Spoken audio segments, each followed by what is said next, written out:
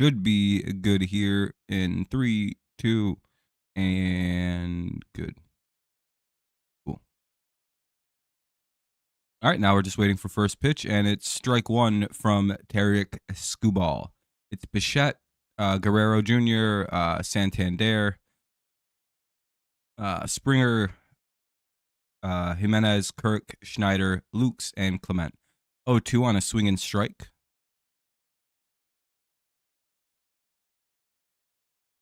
The reigning Cy Young, Tarek Skubal. And he strikes out Bo Bichette, one away. What's up, Space? Nice to see you.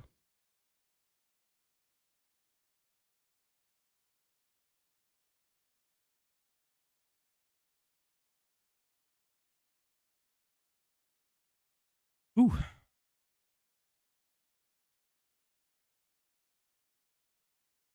Strike one to Guerrero.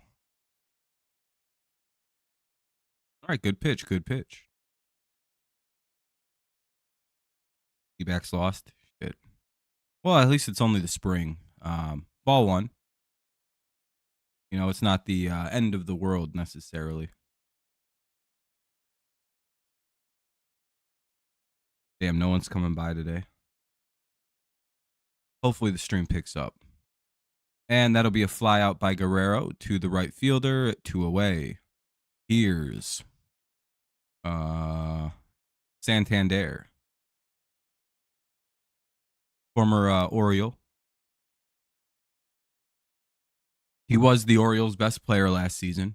But now the Orioles are probably going to be pretty mid. Some have called it one of the worst releases in MLB history. Mainly just me, but you know, I'm somebody.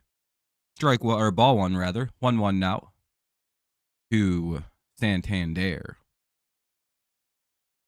He's got a fun name to say. Santander.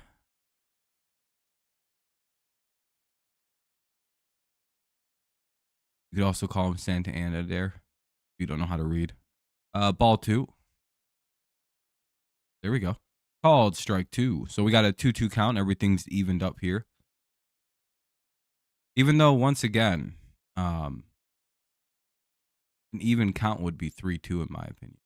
By the way, I get like even count is in like, hey, it's an even amount of strikes, it's an even amount of balls, it's looking pretty good. However, full count that works, but an even count would be 3-2, mainly on the basis of the next pitch is evenly deciding, right? It could be a ball, could be a strike, could be a hit, could be an out. That makes it even.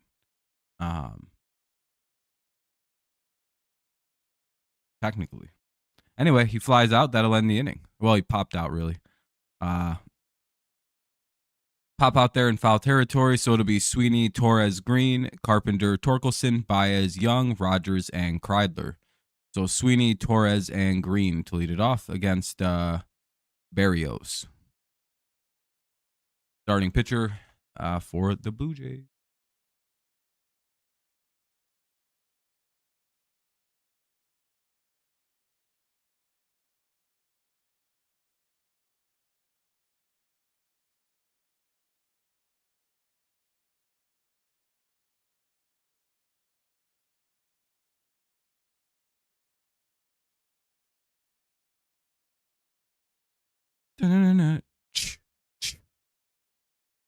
All right. Hopefully the Lions go crazy here in the first and get some revenge from the last time these two teams played. The Blue Jays went crazy and won the game like 10-2 in reality. On the radio, you have like AM 1270 or 97.1. One of those two probably have it. I don't know. The majority of spring training games aren't going to be televised. I actually think there's, on the Blue Jays website, I think they have this really shitty version of the game you can go watch, where it's like a still camera from center field. And, well, no, that's not. It's at Detroit. So, I don't know if it's televised. If it was in Toronto's home field, I believe there's always like this weird camera that they use. Yeah, no problem. I appreciate you staying. Um, but I only believe this game is on the radio. Let me double check. Movie TV schedule.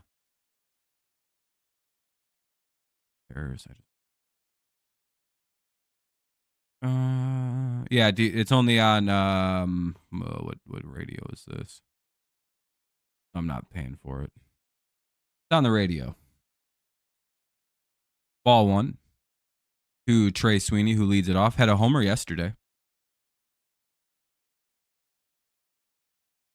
Surprised they don't have Baez DHing. Oh, he's playing shortstop today. Hey, look at that. Sweeney gets a base hit. Here's Gleyber Torres.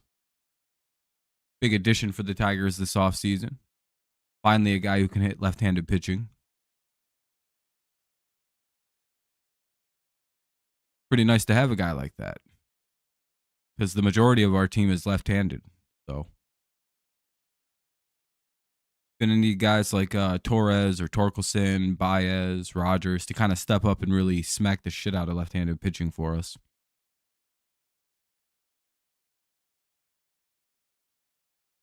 So 1 on, nobody out here in the bottom of the first, no score.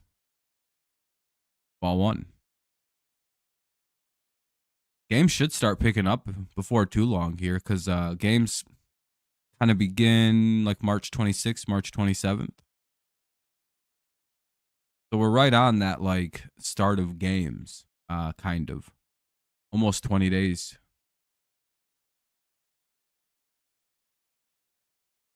Ball two. So things are slowly getting better. We just have to actually like kind of get to that point. By the way, if you haven't dropped a like yet, consider doing so. We have all of 3 likes here, especially since nobody really wants to chat again. Be sure you're dropping a like to help the stream out, get some more people in here, all those fun things. 3-0. Otherwise, unfortunately, per rules, you're gay.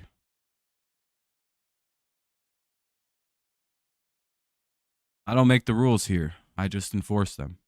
Kevin makes the rules. So you got any problem, take it up with Kevin Thomas when he's in the chat. Yeah, I love the Tigers. They're my favorite team. What about you? I'm guessing you're a Blue Jays guy? Well, actually, since you're saying Ohio, guessing you're you could be a Tigers fan, I suppose. Jays? Yeah, that makes sense. I'm surprised you guys still got Vladdy. Uh-oh. Well, that's not good. Hopefully that's not a double play. Wasn't Gleyber Torres lined out? 1 away. Here's Riley Green.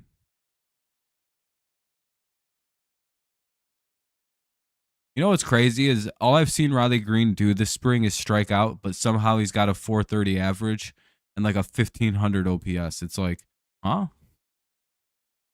They'll probably trade him. It seems like they will at around the deadline. The Vladdy thing, because he's probably, yeah, but I mean they'll probably still trade him at the deadline, Max. That's my guess. Kind of wait and see how the season goes. See who becomes desperate enough to trade more for him. Not a bad move. Some good team's going to suffer a devastating DH or first baseman injury, and they're going to break the bank for Guerrero, knowing that he's basically available for the right ticket. I don't see the Padres trading Tatis. Well, I don't know. I just don't see it. 0-2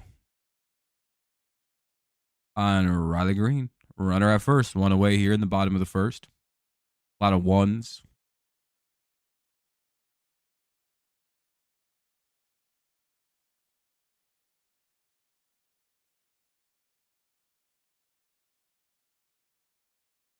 All right, let's see what we get.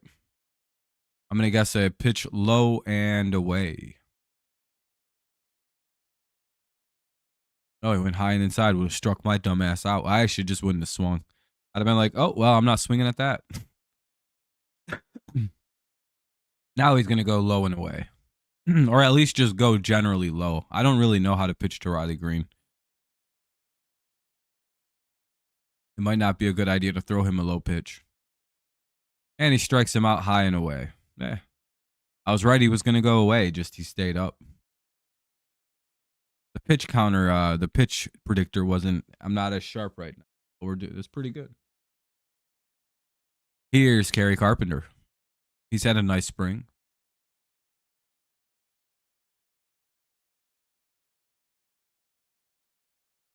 We thinking a home run here for Carpenter? Ball one. Well, not if they don't pitch him. What's up, Roger? Good luck. Good luck.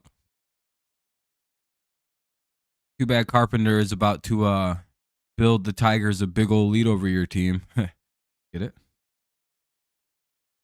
Yeah, no problem. Thanks for watching. I appreciate it.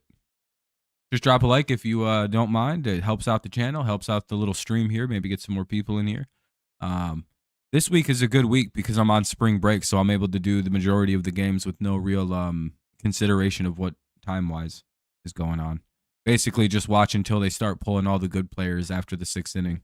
Because it's like, I would love to watch the game all the way through, but they keep putting in players I do not give a shit to watch play baseball. Not yet, anyway. Like, yeah, sure, Roberto Campos for the Tigers, and like those are players I'm excited for, but they're going to be in Double-A this year. Ah, damn it. Kerry just grounded out. That ends the inning. Top of the 2nd coming up. Quick commercial break. It'll be Springer. I can't read the names. They're too little. Springer, Jimenez, and Kirk. 4, 5, 6 due up here for the Blue Jays. Top of the 2nd. No score.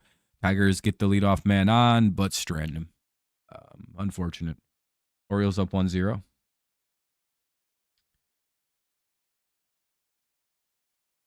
But yeah, it's just that 7th, 8th, and 9th inning is like a whole different game in spring training. Like, the Tigers were losing 10-2 heading into the top of the 7th, and they nearly came back and beat the Blue Jays in that game. And it's like, oh yeah, no, that's not supposed to happen. That's not. It was like they were getting beat by guys named like Wally Hiltrip or some shit like that, and it was like, oh, nah, this ain't fair. Blue Jays were putting out pitchers named like Big John Adams, like the 15th, and it's like where are these players coming from? I really do enjoy the expanded rosters of spring training because there are some wild people on some of these rosters. And mainly just really kind of vaunted prospects who are like borderline, like make it guys. Yeah, but I already know all these players for the Tigers. Like, that's the main difference is like I know all these players for like I know about Roberto Campos. I know about Lizarrano. The rest of these guys I genuinely like, and all the other players I care about are in like Double-A. They're at the minor league camp, like Max Clark, McGonigal, Rayner. Like all these other guys are down there. Oh, down at the other camp where I'd much rather watch a full game of that than the Triple-A rejects coming up and guys who are like, I don't know how to describe some of the camp invites. Like some of them are okay.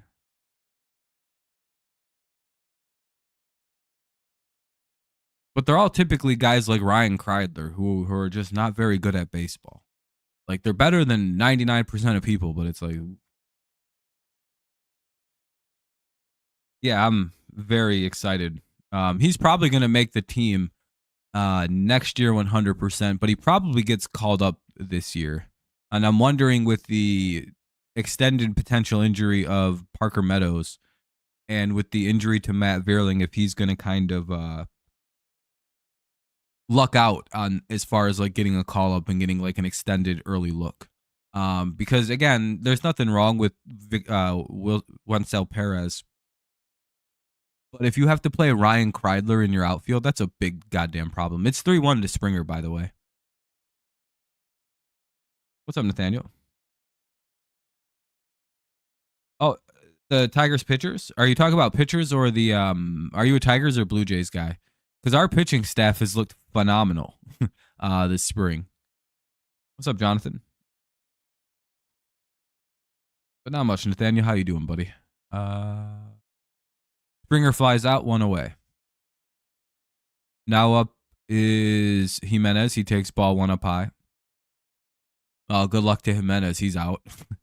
All right, so there'll be two away with. We'll see what Kirk does against Screwball. I ain't gonna give this guy a ghost shot unless he walks him, I guess.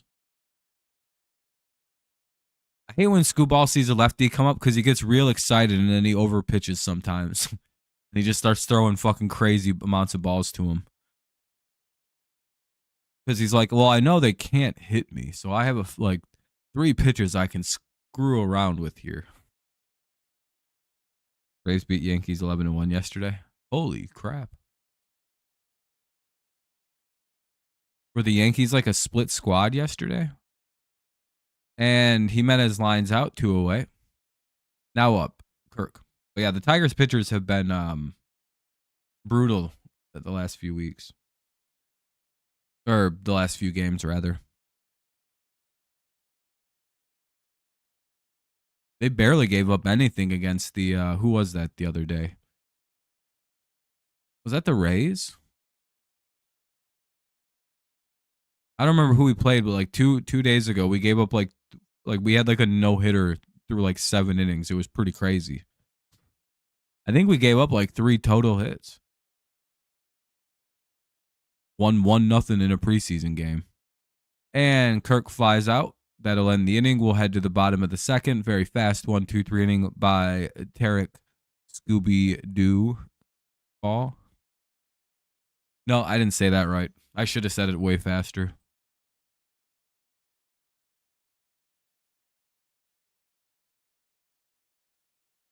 Anyway, Torkelson, Baez, and Young do up. I'm sorry I did that. That was a pretty gay thing to do. Torkelson, Baez, and Young. Bottom of the second coming up any moment. 0-0.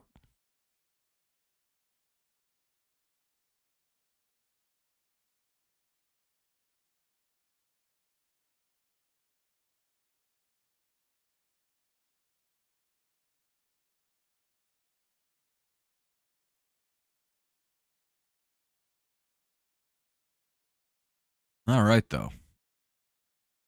4-4 Tigers. Blue Jays are 5-3. We could make our records the same. I always find it interesting that the Tigers should be a Cactus League team like the rest of the AL Central. But we get pushed over to this stupid-ass Grapefruit League because of historical ties, I believe. Not kidding. Go look up where the rest of our division and the entire NL Central plays. They're all in the Cactus League. But because the Tigers are... oh, they weren't split. They just got their shit pushed in. Good job. Good job. You've been a Scooby-Doo fan for as long as you can remember. It's a great show. Consistently, it's been... I don't think it's ever been bad. I don't think there's ever been like, oh, we don't talk about that era of Scooby-Doo. It's kind of a hard premise to mess up, in all honesty. And it's like, well, yeah, you have a dog and you got some kids and they solve crimes. It's pretty easy. And it's always, you know, it's not actually monsters, it's people. It's all metaphor. Like, that's good. Yeah, you could just make thousands of these.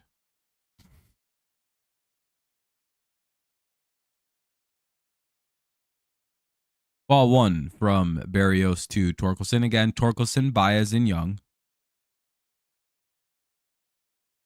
Torkelson needs to have a big spring here so he can get some playtime here with the DH role probably opened up pretty good.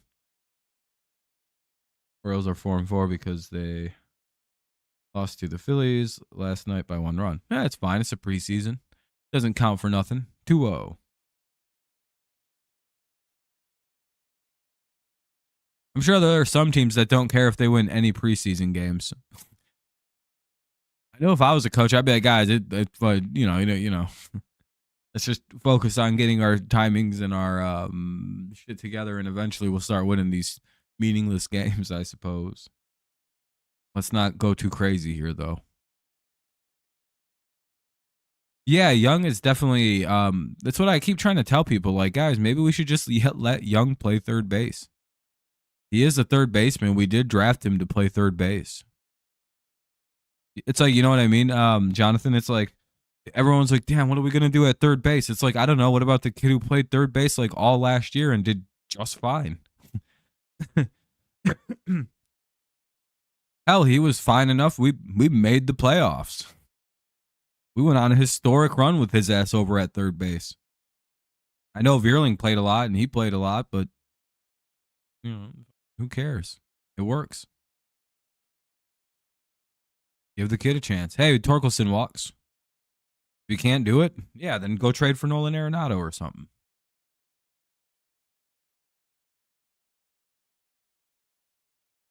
Otherwise, trust the house.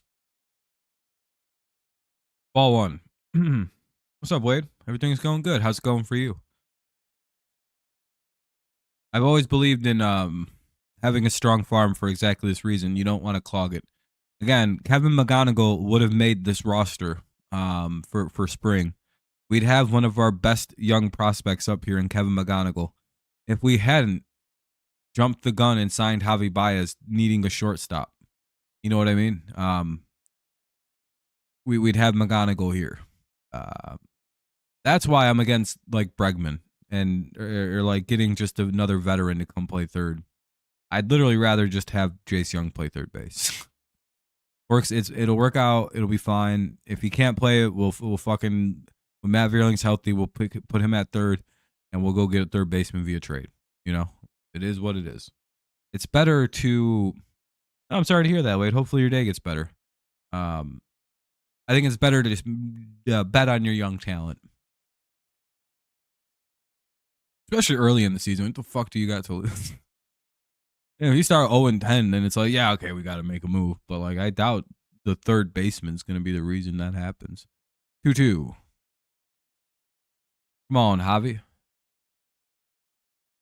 I bet this guy won't throw another pitch right down the middle. Throw him 2.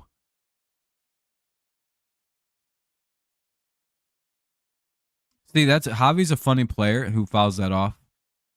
His cold zone is right down the middle.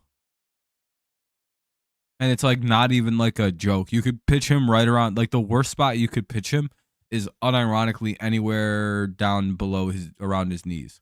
I don't know why pitchers pitch him below like that. I find that to be a fool's errand. Because he can golf or smack anything high or low. You want to pitch him around the middle of the plate. He fucks up around there. I think he like chokes or gets way too excited.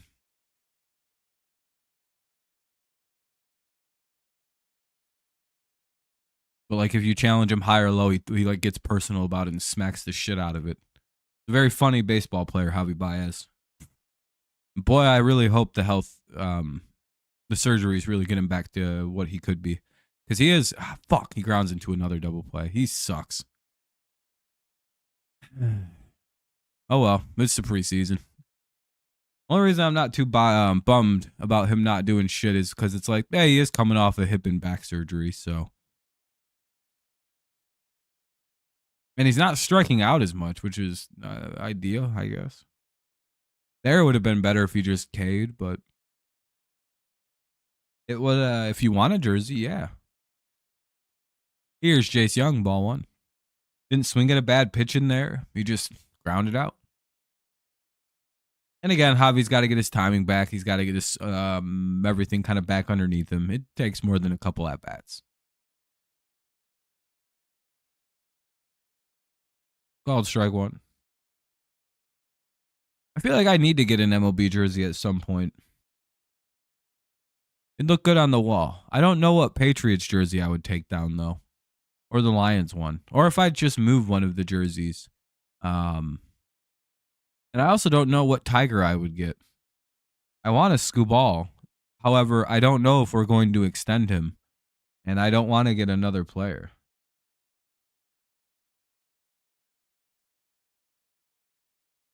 Amazon look good. Video wise. Oh yeah, I forgot. Yesterday was yesterday the first one on the Amazon FanDuel Sports Network thing. Riley Green. Again, a lot of the problem is I don't know if we're gonna be if a lot of these guys are gonna be here. I want to get somebody that's extended and will be here for like 5+ years. To get myself a Blue Jays jersey to wear. Yeah, I'd hang it up and I'd wear it to the games. Colt Keith. Keith isn't a bad option, but he's leaving probably as soon as he gets the option. I don't think he likes hitting at Comerica. I could see Riley Green extending, and if they extend Scooball, I'm immediately buying a Scooball jersey. I just need to know that he's not leaving, because if we give him a 10-year whatever deal kind of contract we're gonna give Scooball, I'm all the way in. Again, I really like him, and I've liked him since the day I saw him as a pitcher. I was like, oh, dude, what is this delivery? Oh my God, if he can quiet that down 10% and stop moving his head, we have a monster on our hands. And I was right from the minute I saw this, dude. I was like, oh, I'm sold. That delivery was very unique. It was just very, damn it, he strikes out too. That'll be the last out of the inning. Good try. He just struck out. They're not taking bad swings. One thing I have noticed for the Tigers this spring, I wonder if it's the effect of the cages, but guys are taking a lot better at bats. The swings look better. They're not swinging at dog shit pitches as much as they did last year. It'll be Schneider, Lukes, and Clement. 7-8-9 for the Blue Jays here in the top of the third, 0-0. And I wonder if it's an attribute to the new batting cages that they've been using. Again, everybody looks a lot stronger at the plate. They don't look like they're just hacking at whatever the hell they first get pitched to, which is nice. Even Baez looks a little sharper at the. I mean, he can't help swing at low pitches. That's literally his money pitch. And it's like, well, I mean, guys, I think most of his home runs he bats out of the fucking dirt. I don't know how he does it. So I don't really care if he swings low, but he's not. It doesn't seem as though a lot of these guys are whiffing a mile off the plate like last year. Seems like they're recognizing pitching a little bit. I knew it was on Amazon yesterday because it was a dead day in here yesterday. By the way, if y'all haven't dropped a like yet, consider doing so. I'd appreciate it if you can. We're up to 10 likes right now, which is really nice. Double digits. Keep on dropping them if you haven't. I appreciate you. Helps out the stream a ton. It gets more people in here. Gives me $1,000 a like. No, I'm just kidding. If that was the case, I'd be trying to split it with everybody. Be like, all right, everybody, go to the fund. Make sure you drop your like. Get your $500.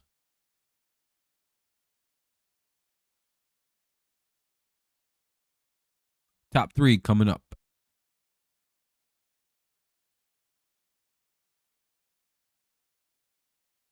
It'll be Scooball facing off against Schneider, Lukes, and Clement. Ball 1. Kind of a slow offensive day again for the Tigers and the Blue Jays, really. I don't know. The Tigers kind of started hitting yesterday. 2-0. But their pitching has been oppressive. I think they gave up 2 or 3 runs yesterday or something like that. Not many. Yeah.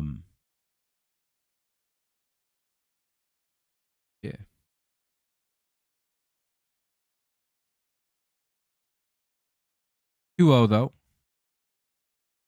To Schneider. Doo-doo. Now it's 2-2. I must have missed a strike. Oh, he fouled the pitch away. Then he swung and missed. So now it's 2-2.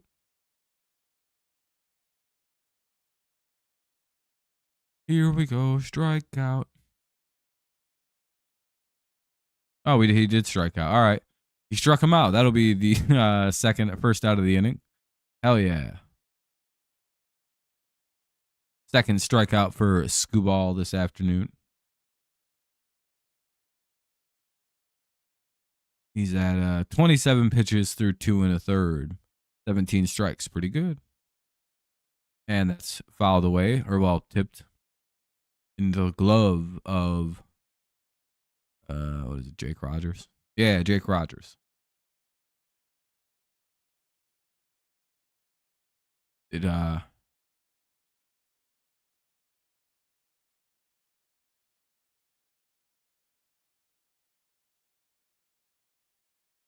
What do we got? Oh, and they struck out Luke's 2 away. For some reason, it glitched out and didn't tell me the pitches as they were happening. It's 0-2 though now for the number 9 hitter Clement.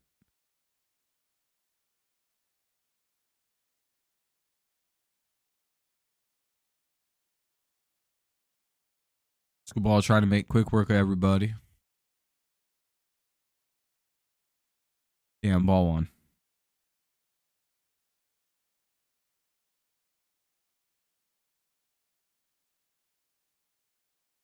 Supposed to get an inch of snow on Thursday? What the fuck?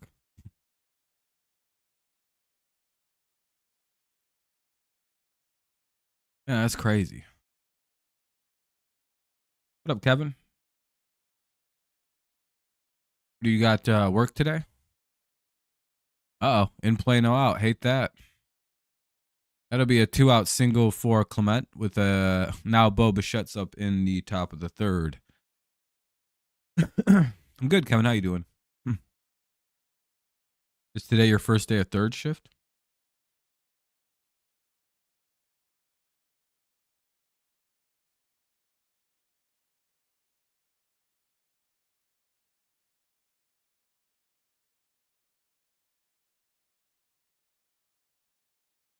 Let's hope for a quick at-bat here. Called strike one.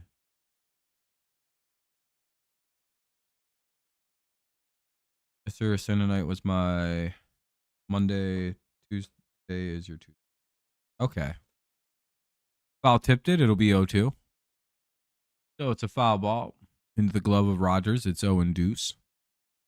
One good pitch here can put us into the bottom of the third. Let's see what'll happen.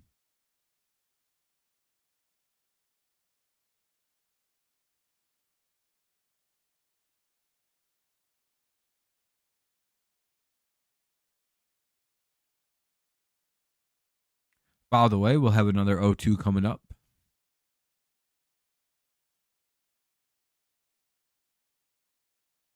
Oh.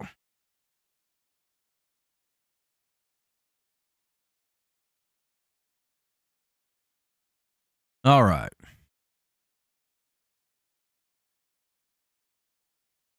And they get him to line out. That'll be a line out to Riley Green. We'll head to the bottom of the third. No one can get really any offensive going through 2.5.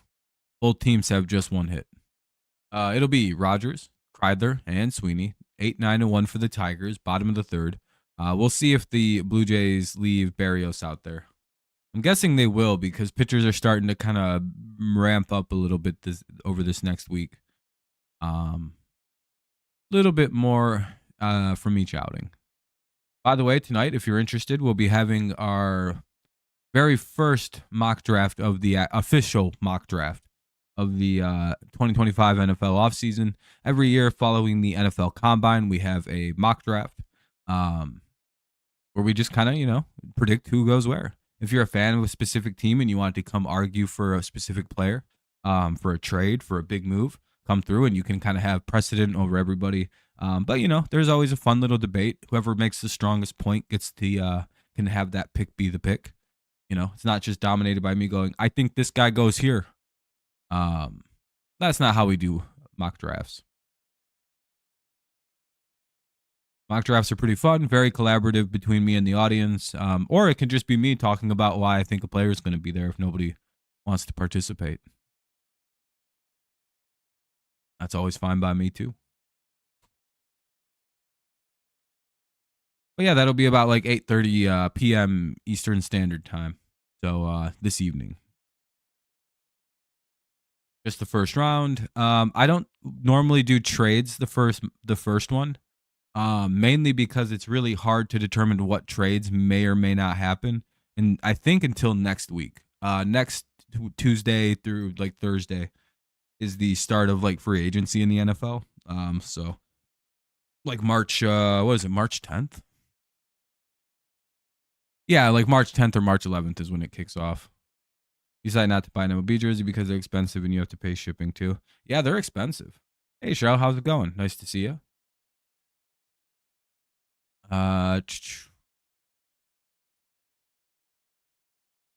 Oh wow, Bo's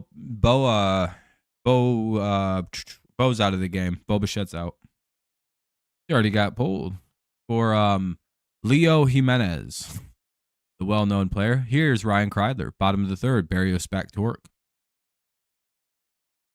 But I'm doing good. Just chilling. Going my break.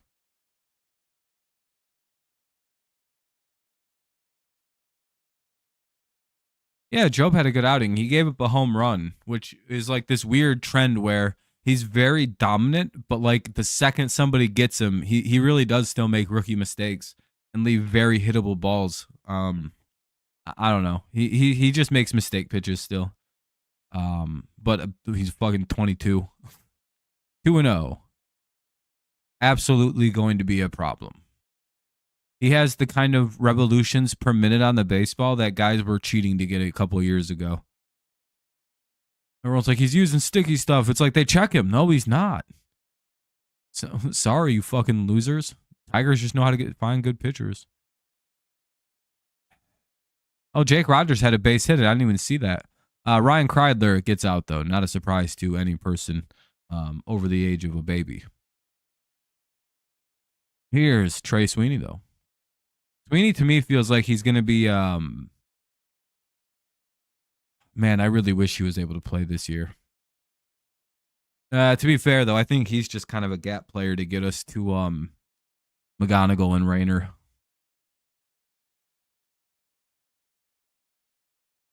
Unless he takes off. But the more impressive player of that trade was Lizarano or Lazaro. That fucking catcher first baseman combo kid we got. He's gonna be a menace. He looks like he's got ridiculous power. Oh shit. Hell yeah, look at that. Sweeney comes through. However, if Baez ain't shit, we can just play Sweeney, you know what I mean? It works. Sweeney gets the runner over to third. Tigers, one of the best teams at going first to third in all of baseball. Would you believe me if I told you that the primary reason the Tigers went on that win streak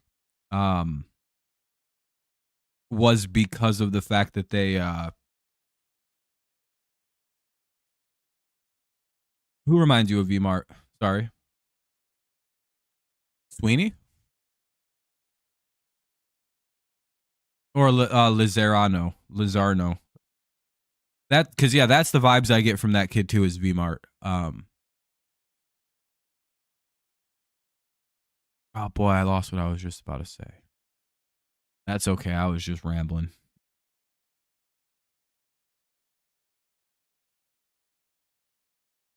Winners don't cheat and cheaters don't win. Yeah, that's the problem for the Tigers. They're one of the more honest teams in all of baseball.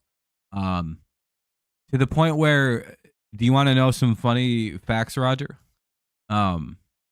If you track the two worst eras of Tigers baseball, which was 2003 and most recently in 6, it got real bad there in the sticky stuff era. I don't know how to describe it other than like 2014 or 2016-ish to about 2020, before, right when they banned the sticky stuff. If you track those times in those Tigers teams versus like how they normally play, because normally the Tigers are like a pretty solid little playoff team that like is either in the playoffs or butting on the playoffs. They're never as bad as they were in 2003 and like 2020. What happens is the Tigers are, without a fault, one of the most honest teams in baseball. That's their biggest issue, is they don't cheat. And they just are adamantly against cheating as a franchise. They walk Gleyber Torres, ball 4. For example, the only 2 players ever associated with the Tigers in steroids were Pudge, when he was on a list and they immediately got rid of him, and then Johnny Peralta, who they just cut. They didn't even trade. They just cut him. Carlos, go look it up, dude. The Tigers also lost the record amount of games during the steroid era. How many Detroit Tigers got suspended for steroids those years? How many Detroit Tigers players were linked to Balco reports while they were on the Tigers? 0. When they found out Pudge was on the list, they shipped his ass out of town. When Johnny Peralta got suspended for being on those lists, they got his ass out of town. They don't play with steroids, dude. Name a Tigers pitcher who was guilty or like lost RPMs and shit from the sticky scandal. None of them did.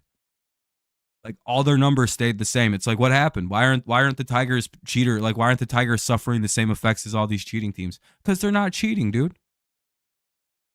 And like their records show it. Like they're the worst team in the league during the height of both of those scandals. Is that ironic? Is that coincidental? I don't know. The Tigers being one of the few teams not cheating and not doing steroids. Boy, I wonder why they were the worst team in baseball. They had a bunch of dudes who were too honest to fucking cheat.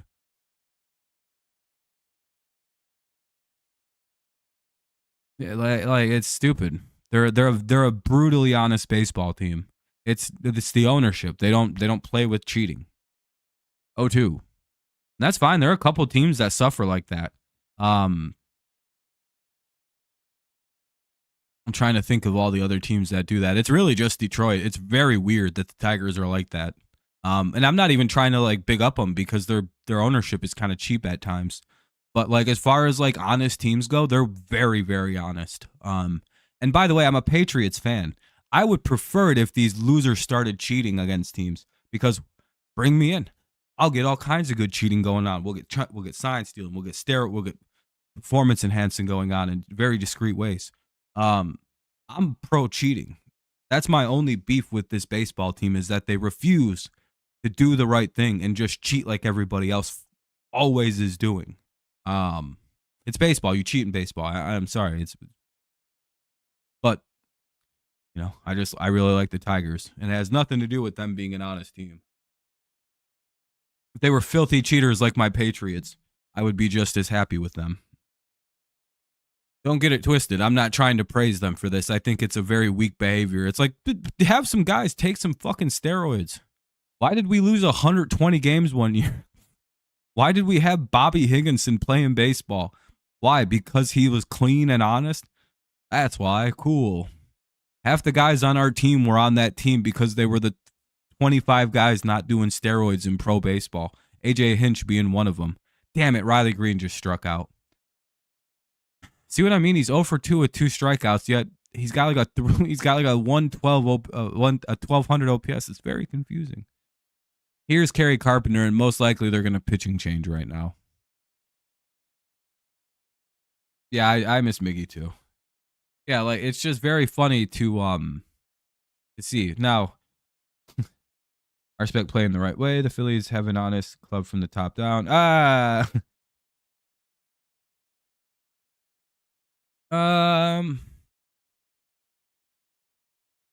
Yeah, you know what? I'll give the Phillies a little bit of a pat. I'm trying to think of who would hit. Riley Green? I mean, he hits just fine.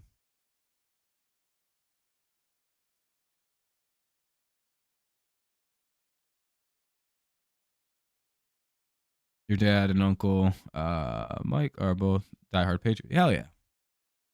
Yarbrough's coming into pitch, which is why I've stopped talking about the game. I figured they're going to bring in a lefty to pitch.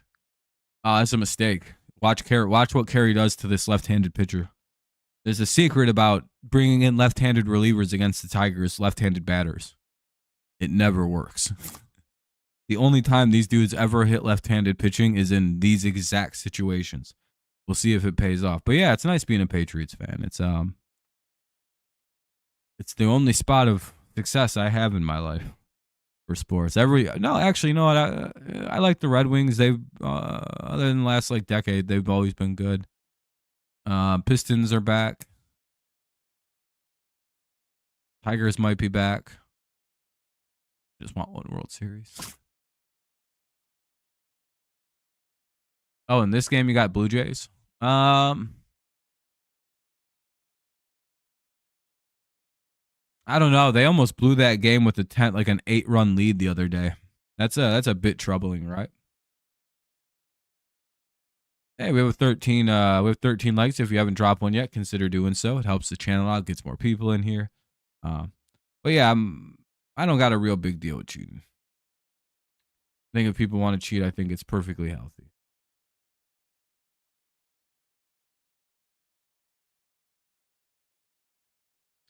I also don't really think steroids are cheating in baseball. Like half the league was doing steroids and half the league was still hitting like 220. Not like it made everybody into monsters. It made already probable Hall of Famer Barry Bonds and Mark McGwire just hit more than 50. You know what I mean? It's not. I feel like the effects of the steroid era were completely overblown because like 3 guys became monsters. 4 kind of with Canseco. Everybody else didn't really even fucking do anything. And 5 kind of if you count A-Rod. 1, 2. But that was I don't know. Yeah, we count A-Rod. We count A-Rod.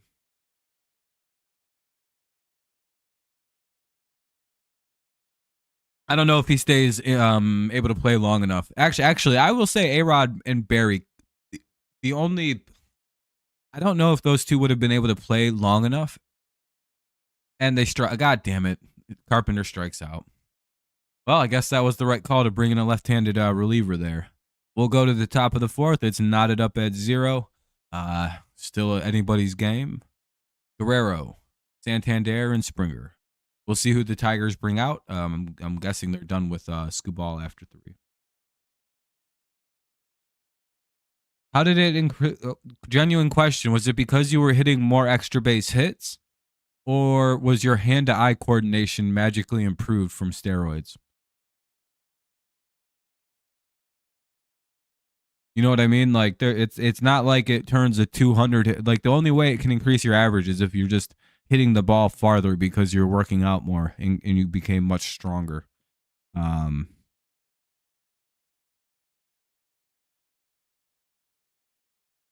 Was it a power increase causing the increase in the other numbers? Because again, that'll happen. However, like some guys still like never made it out of the minors on steroids because they just couldn't hit major league pitching even on steroids.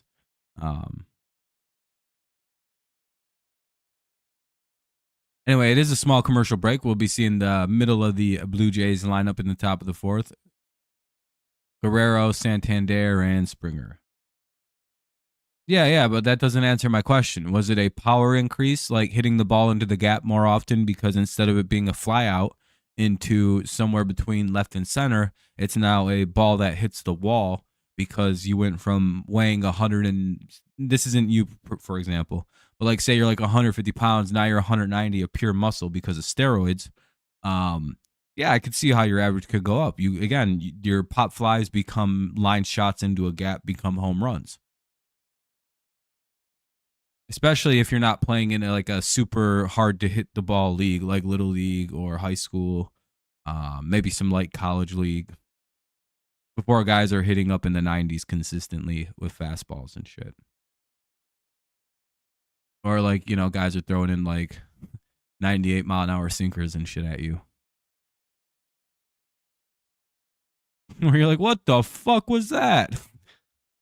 Or is no matter how big and beefy you are, you're not hitting that shit if you don't got the eye for it. You know what I mean, Carlos? Like steroids don't improve your hand to eye. What they do is they make you stronger and more able to heal. So you're able to work out more, which is actually what makes you stronger. Your muscles heal up quicker, making you faster, fat. You know what I mean? We all know how steroids work. They don't improve your hand to eye.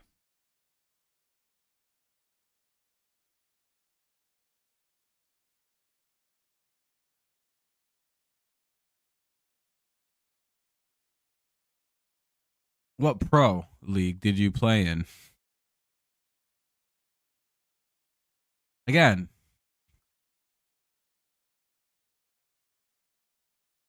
do you think you're still not kind of getting the point here? Why didn't everybody in pro baseball who took steroids hit 400?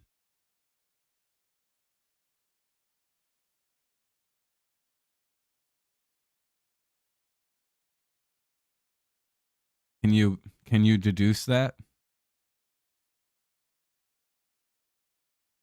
What's up, Jacob?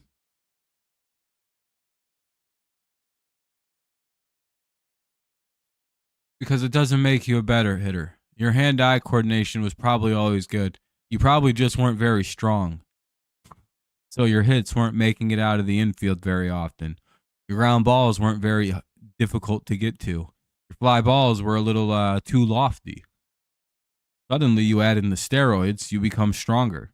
Them fucking ground balls are piss missiles out of the infield now. That was a double by Guerrero to lead it off. Your fly balls are fucking home runs now. Your line shots are guaranteed gap shots. That's the only way steroids improve your average, is because it takes the ball and makes you hit it farther and hard and stronger. You're good, Jacob. No reason to apologize. Lead off double there.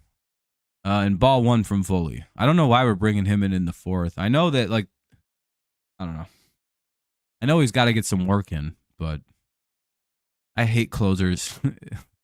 Yeah, this is why you don't bring in fucking closers in the fourth inning.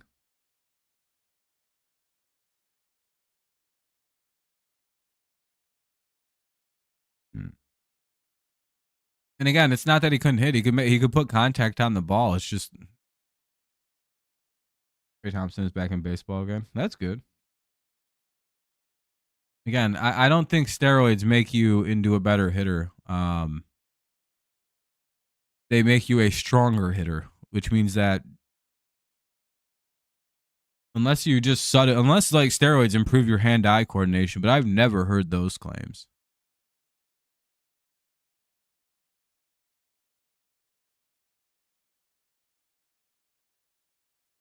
Yeah, I never use steroids. I don't really see a problem with it, but the effect that they'll have is more so on your strength, not on your hand-eye. I think like if you did like HGH, that could make your hand-eye a little better, I suppose. But I don't think it does that. I think you literally need to be doing like speed to improve your hand-eye coordination, like Adderall and shit. Which is why Adderall is also a banned substance unless you have very specific approval. Blue Jays fan? Well, good luck to you guys. You guys just went up a run after a double by Guerrero and then a single by Springer. Or Santander. And now Springer's up. Hopefully we can get out of this little jam we're in.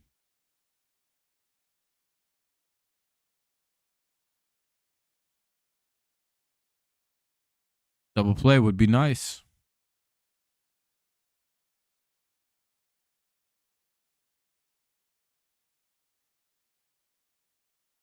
That's why it's not that surprising Barry Bonds was the greatest steroid player of all time, because it's like the guy was already hitting like fucking 340 or whatever, like on a good year. You know what I mean with Barry Bonds? It's like he was already one of the greatest hitters to ever play baseball before he took steroids. All that happened was he became stronger and hit way more home runs. No, it's not like he like could hit the ball more often than he used to. No, he always hit the ball. Always. Similar with guys like McGuire. He was a very good hitter outside of taking steroids. Hey, they struck him out, one away. Good job. They got Springer. Now a double play can end the inning. Here's Clemens. Or Jimenez. Jimenez the hitter. Let's see if Foley can get us out of this little jam. Down 1-0 here now. Blue Jays take a 1-0 lead here in the fourth. 1-0 Blue Jays top four. One away.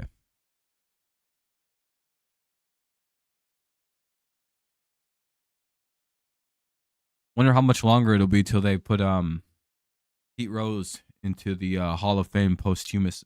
Because, we're posthumous now. You know what I mean? Now they can put him back in there, and it's not a big deal. They don't have to worry about, Pete saying sorry or whatever the fuck they wanted him to do.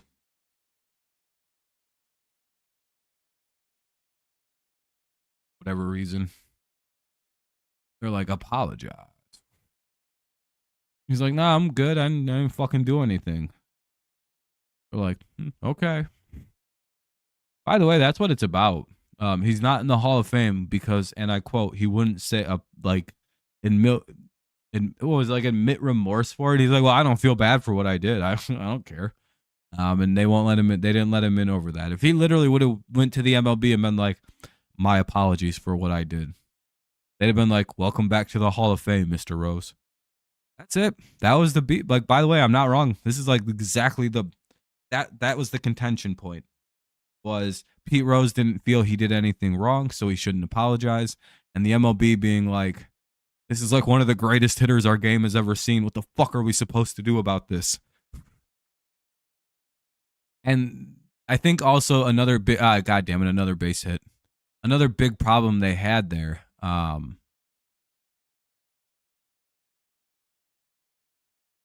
the hell? Oh, Jimenez tripled. Oh, nice. So Jimenez tripled. It's 3-0. Kirk singled him. So Santander scored from first. Kirk just scored a runner. So now it's 1 on, runner at first, 1 out, and it's 3-0 Blue Jays. Damn it. Pardon Rose.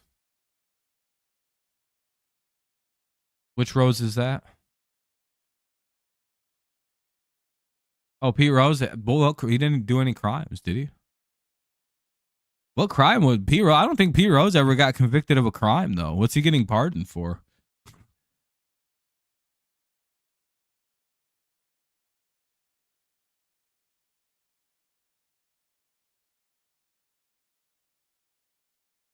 No, he actually like threw a game. Pete Rose bet on his team to win games.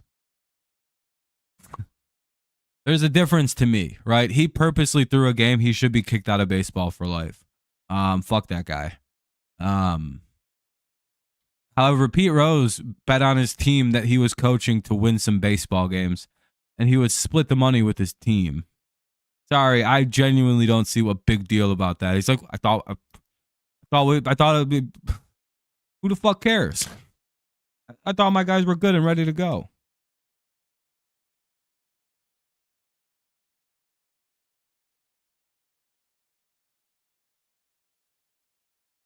Who is this?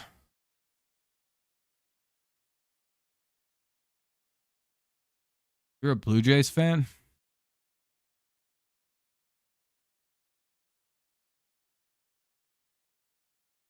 I'm pretty sure your team is behind my franchise in every single possible category of existence.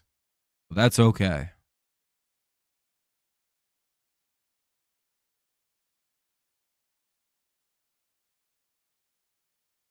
Oh, you're a bandwagon fan. Got it. Hannafy into pitch for Foley. Yeah, I'm completely fine with what Pete Rose did. I never understood what he had to say sorry for, especially when they literally came out and said he never bet against his team or never threw a game.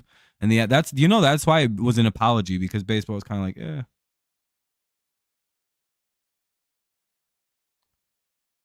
I don't really care for your bandwagon fan base or fandom. I'm sure 10 years ago you were a big Yankees guy or a Red Sox guy. It's fine. Bro's like, dude, I've been a lifelong Shohei Ohtani fan. Like Joe Torre and them are gonna do so good for us this year as the boys. He doesn't even like know that like the manager is. He's just naming random Dodgers people of the past. He's like, listen, dude, I'm a big time Clayton Kershawson fan. I have all of um Cody Bellinger's jerseys or whoever it is.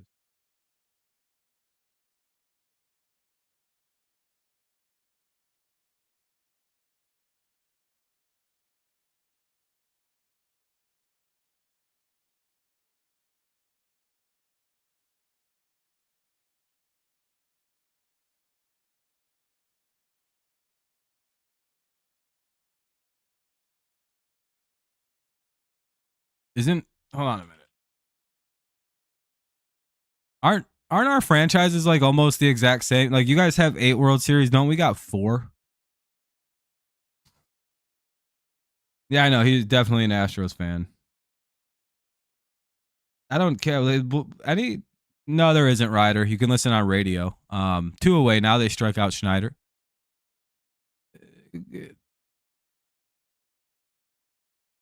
Carlos, like your team has 4 more World Series rings than mine. That's what are we doing?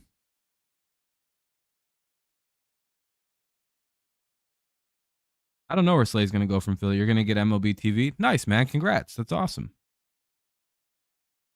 Um, I mean, he stole it, Kooks. That's what. That's why he's going to prison. Um, the betting wasn't the illegal part of what Ipe was doing. Like, it's not illegal to bet in America. Like, that's not what Ipe got in trouble for. Ipe, whatever his name is. What he got in trouble for is gambling, like stealing the money from Shohei to gamble. Also, they found out there was 0 bets on baseball, like 0. Shohei never would have gotten any fucking trouble for this.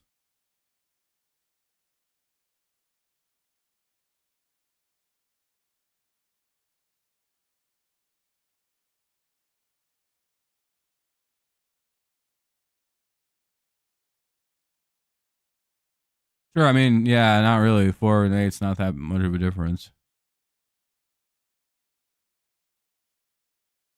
He's a bandwagon Dodgers fan, Joe.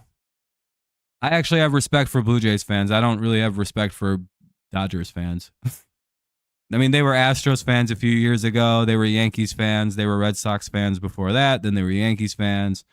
You know what I mean? We kind of we know how this goes with Dodgers fans. Like, he's also probably a big Chiefs fan. You know, he's like a big Celtics guy right now. Like, he's always been a big Tatum fan or whatever, however you say his last name. That's fine. I don't genuinely take people who like certain teams very seriously.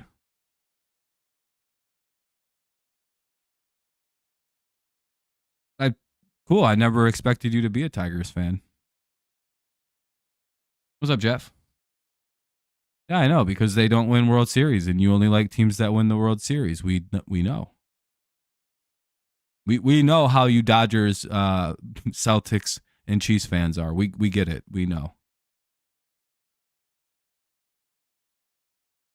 I don't know. We could win 80 to 90 games. Somewhere like 88 to 91 games, I'm hoping this year. Yeah, see, the difference between me and Carlos is I don't switch my teams because they don't win World Series or championships. Like, I'm still a Patriots fan. We've been dog shit for half a decade.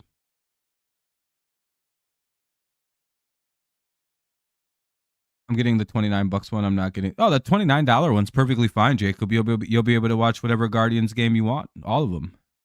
But no, Ryder, I'm sorry.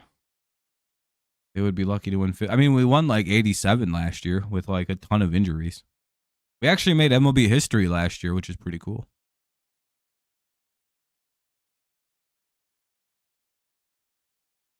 But that's okay. Swept the Astros. Pretty cool. You guys can beat the Astros, right? Like, you guys always beat the Astros in the playoffs, right? What's up, John? Like, you guys definitely could have beaten the Astros, right? You guys have a long history of beating the Astros and not crying about it after you guys got beat, right? Or were you an Astros fan back when that happened, so you didn't really mind? Yeah, never mind. You were an Astros fan back when they cheated to beat your team. But now you're a Dodgers fan, so now you probably think they're cheaters for that. Right? Called strike one. Would move back to Brooklyn? No, I think they're gonna have to stay in LA now. They're LA's team now. And Carlos, I will apologize if you are actually a Dodgers fan. Congrats on your team's success lately. Well earned. I'm one of the few people who actually don't poo-poo your 2020 World Series ring because I think it's just as good as the other World rings. You completed a full playoff run, so you guys earned the ring. Just because we played a few less games, that's whatever. But if you are a Dodgers fan, congrats on your team's recent success. I hope my team wins the World Series pretty soon too, so I can experience it as well. I hope so. I hope you are a Dodgers fan, and if you are, man, I really, you know, I have literally no beef with the Dodgers. I don't know why I was doing that. Congrats on your team's recent success. I hope you guys continue to find it. But if it comes, if we have to play you guys, I hope we destroy you. I just want one World Series in my life. I don't really mind the rest of it.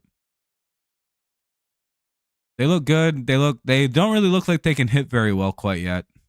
But I mean, it's March, and half of our team is actually we're a pretty good mix of play. Oh, Javi just doubled. Hell yeah, Javi just doubled. Yeah, we're a pretty solid little young team. We just got like another year or so before we're actually like a serious team. Oh yeah, the Mets are currently the New York City's National League club. Yep. Yeah, they got the Mets now. Plus, like, LA is succeeding with the Dodgers, so like, it would be how long has LA been had the Dodgers since like the 50s, 60s even? It's almost they've almost been there too long to pull them now. Hopefully you are too though, John. Hopefully you are too.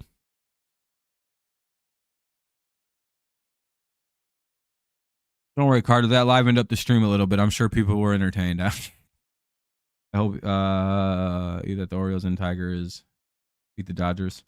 Yeah, that's a tough opener. I don't know how that's going to go, but Javi Baez hits a double, surprisingly. Young up 2-1 in the count after a ball. It is 3-0 here in the bottom of the fourth. Yeah, no worries. No, I don't take things super personal. It's just I'll have fun with it. And that's strike 2. After I think it's getting a little too far, that's why I was like, all right, I think people are going to start actually getting riled up here. I think I got to pump the brakes. Yeah, of course we'll be streaming opening night. It's nice that the game's at 7:00 too, because it allows me to fully go to class and be like have everything done for that day without any interruption for that night. 2-2. And Jace Young popped out. Here's Jake Rogers, runner at second, 2 out. First season in LA was 19. Okay, that's what I thought. I was like, I know it's the 50s or 60s. I just couldn't remember exactly when the move happened. I'm not the greatest with sport. I know it's weird with baseball because a lot of teams don't get permission. Ah, damn it. We strand the runner. We'll head to the top of the 5th. It'll be Clement, Jimenez, and Guerrero Jr. due up here in the top of the 5th. 3-0 Blue Jays lead. Orioles are up 3-0 over the Red Sox. Makes sense. Ooh. But yeah, just a little reminder here to everyone who may not have heard earlier. Tonight we'll be doing our first annual mock draft. Here's the opening day is at 7 p.m. No, opening day is No. It's opening day is what, the 27th for the Tigers, 28th. It's a long ways to go. Tonight for our channel is the our first mock draft of the off season, which is always fun, right? Right after the combine, it's fun to go through and do a mock draft. Even though this year, I don't think any singular players stood out, right? Does anyone know of any like strong like people who just like dominated the mock? Like, didn't happen this year, did it? Like there wasn't like I thought Jack Sawyer would have such a good combine that he would fly up the board, but it didn't happen. Seems like everybody kind of performed exactly the way that they thought they were going to. Or they just didn't perform, so like we have to wait for pro days for some people. Ty Madden's into pitch now. Top 5, Madden in against Clement, Jimenez, and Guerrero.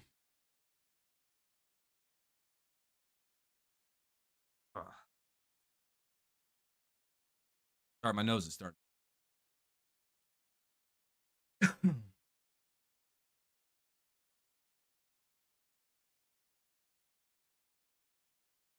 Might go get some more something to drink here in a sec.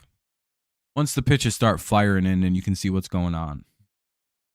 But yeah, the mock draft's fun. You can make your own picks. You can convince me of a pick. You know what I mean? The strongest argument can take the pick. However, if like you're a fan of say like the Jaguars, you've been super on top of your team's offseason. You obviously know more than probably most of us do about the Jaguars, so you can tell us who you want your team to take. And Clement gets hit by the pitch. Fuck. Be right back. So like you could be like, hey, I'm a fan of this team. I may quiz you on a couple things just to make sure you're not just saying that.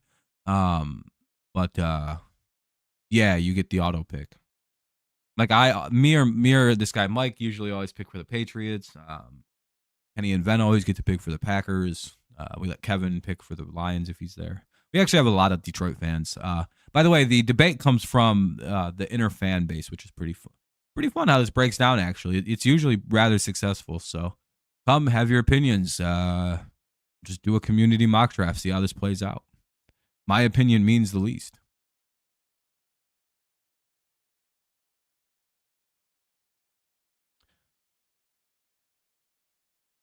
Hope I can watch the Guardians on my TV since we don't play on Bally. Well, I mean, if you're getting MLB TV,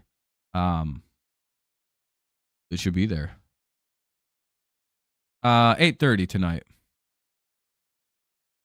What's up, Philly? How's it going? Clement at first. Here's Jimenez. Be right back. I'm gonna go get some more soda real quick. There's a pinch runner. Clement's out of the game. Oh yeah, because that was his third at bat. Barringer is in the game now. Addison Barringer to pinch run. Again, it's that time of the game where guys are gonna.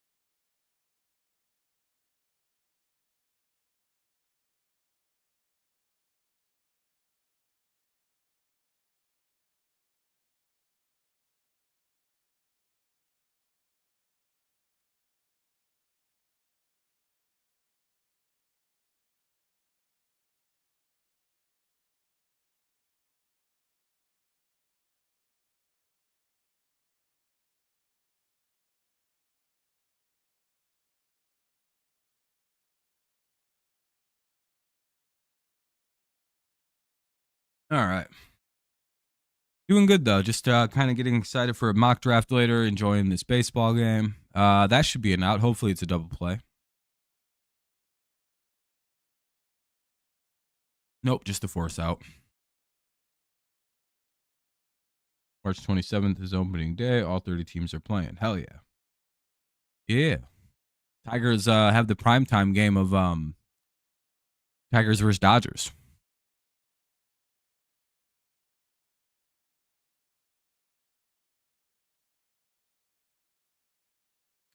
Now up is Vlad Guerrero Jr., runner at first, 1 away. Madden, the pitcher. Ball 1.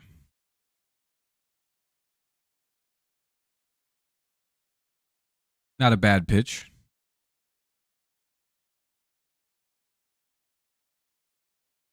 There we go. Okay, that's good. And another in play. Fuck.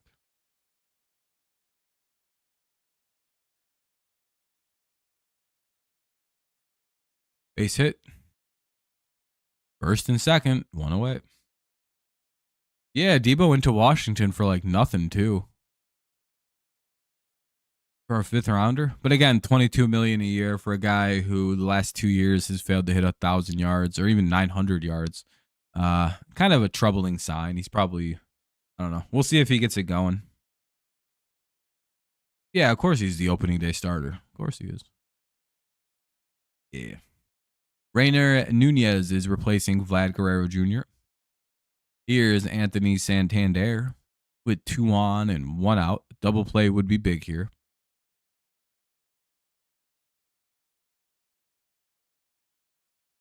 Yeah, the question is, yeah, he definitely makes them better, and it opens their offense a little bit for like Terry and everybody. But it's like you said, but the question really is by how much of an addition can he be? If he can go back to what he used to be, Washington's a scary football team. But If it's more of the same, then it's, it's like, oh, cool. Like he's a slightly better Curtis Samuel. Like you're getting what you thought Curtis Samuel was going to be out of Debo at this point.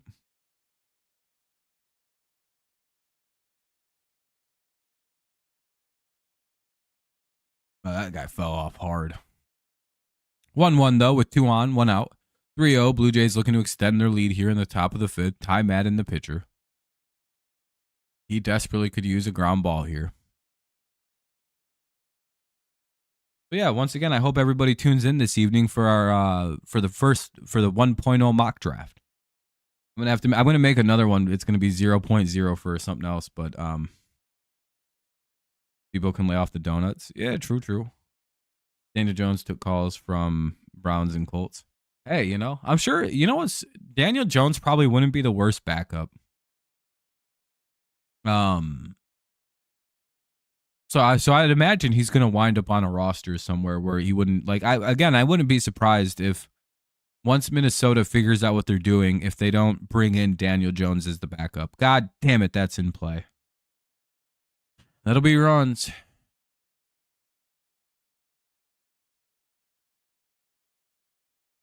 Well, we're not using real pitchers right now anyway.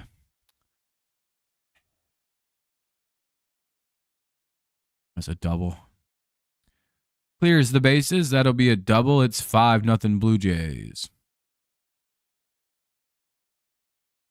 I blame Kevin to some extent because Kevin's always talking about how good Ty Madden is. He's always looking at me and sending me these weird DMs. Like, he's not that good. He's like, it's Madden time. And I'm like, Kevin, back up, dude. You're a little uncomfortable. It'll be like 3:30 in the morning and he'll just send me a screaming gif of Hi Madden. I don't know what it's about. Yeah, I mean, he's your boy. No, I'm just kidding. I don't even think he's ever even gotten to Toledo, has he? Where does he pitch at? AAA or AA? Yeah, I think Drake May's a great young quarterback. Very similar to Josh Allen, very similar to Cam Newton. Better thrower, like a better natural thrower than both of them, though. And it seems like he's a very smart natural runner as well. He doesn't run at the first open, like the sign of problem. It seems like he doesn't mind staying in the pocket and he wants to throw it. However, it seems like his tendency is once the field is open in front of him, he runs. I like that. No, I like that a lot. That's the correct way to run. If they leave it wide open, take it. If not, stand and throw. I just hope my stupid fucking team figures out what a wide receiver is before too long. Everything else they're very good at figuring out, but whatever the wide receiver is, we just can't do it. The best receiver my team ever drafted is Julian Edelman, which is crazy to say out loud. That's it. That's the best one. In 4 years of being a fan of this team, our best receiver is Julian Edelman that I've seen them draft. You know how hard that is? We've whiffed on every single receiver draft pick in that time. It goes Julian Edelman, who we drafted as a corner that we intended to play as a defensive back and kick returner. He's at Toledo. He still has some work to do. 0-1. Hey, they got Springer to strike out at least. It's 0-1 here now on Jimenez. 0-2. Hey, look at that. Okay. It's still 5-0 Blue Jays in the bottom or top of the 5th with 2 away, but he's ahead 0-2. Now you just go up and in and strike this guy out. With lefties, I always think the best way to strike them out is to go high and inside on them. Their swing doesn't naturally hit up there. Drafting N'Keal Harry over DK Metcalf and AJ Brown. Yeah. And Debo Samuel. We could have drafted all 3 of the motherfuckers, dude. Yeah, New England. Randy Moss was way different. Like we paid for it by getting that year of Moss. If we could have won the Super Bowl, I would not care about being able to draft receivers. I'd be like, yeah, but we paid for it by going undefeated and winning the Super Bowl with Randy Moss. So it's fucking all. It's all a wash. Yeah, that's. And AJ Brown desperately wanted to be a New England Patriot too. That we were his favorite team, his favorite coach, his favorite quarterback. Fucking he cried after we didn't draft him. If we'd have just taken him in the first and then Debo in the second, dog, we'd have won 3 more Super Bowls with Tom. He'd have retired as a Patriot with like 6. Fuck, dude, we would have had a 3rd dynasty. And then the next year we could have drafted DK Metcalf. All 3 wanted to be Patriots very badly. All 3 of them are very good friends too. Do you know how crazy that receiving trio would have been for Tom?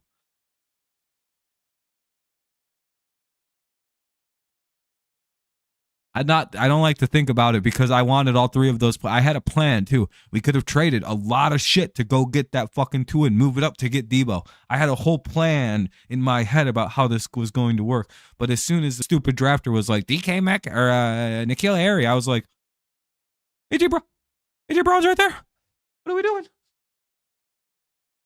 No, I think you have that mixed up with DK. Or DK was the year after. I believe AJ and Debo are the same draft class, right?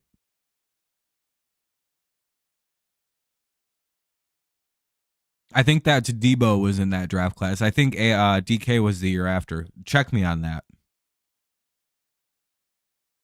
You're right that 2 of them were, they scored more runs. Son of a bitch. Ground rule double. Another double scores another run at 6-0. You might be right, and it might have been Debo was his own draft, but I thought DK was the following draft class, and he went in like the 3rd round. And both AJ and Debo went in the 2nd, but it was like there was enough distance between the 2 of them where the Patriots could have moved up and grabbed Debo.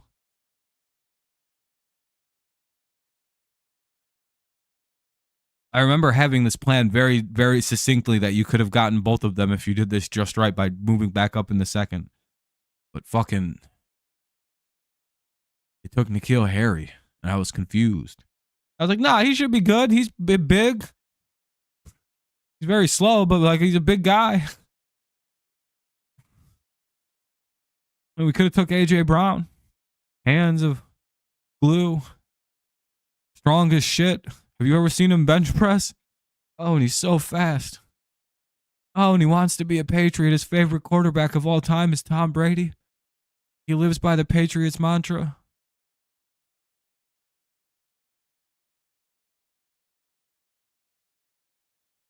Like, I can forgive all the other misses, but you can't really forgive AJ Brown. He literally just fits. He trained his whole life to be a Patriot. That's why he fits so well with Mike Vrabel. It's like the whole thing just fucking bullshit, dude. 2-2. What's it?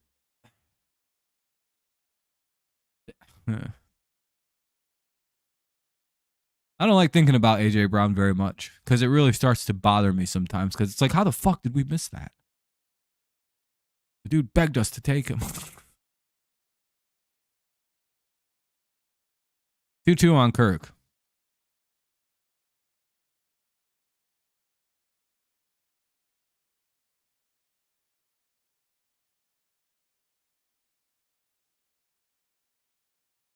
Hold on a minute. I'm going to look something up.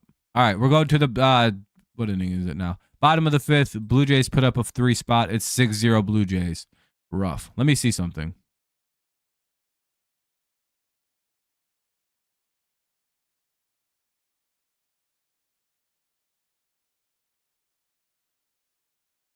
Da-na-na-na-na.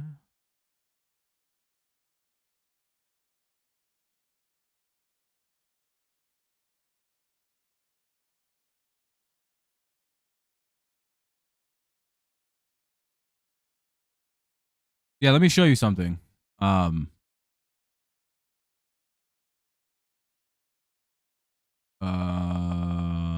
me do something.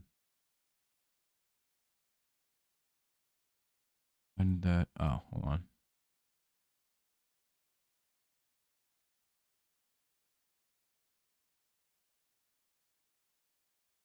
I don't know if you're still here, Philly. But look at this shit. All right, the worst draft pick of all time. The Patriots take N'Keal Harry. Just 4 picks later, Deebo Samuel goes.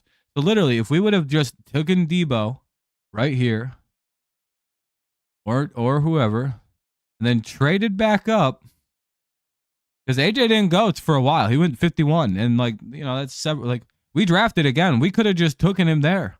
We wouldn't even had to have traded up. Or we did trade up. We could have just did that exactly and taken AJ Brown.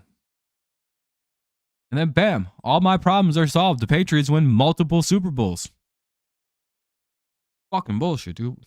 There is no Patrick Mahomes if we do that.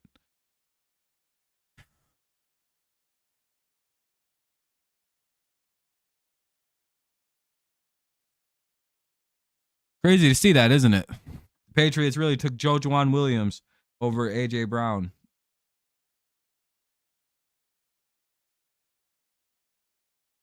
And then the next year, they could have drafted DK Metcalf.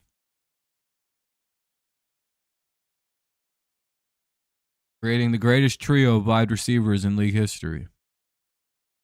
Deebo in the slot. AJ and DK outside.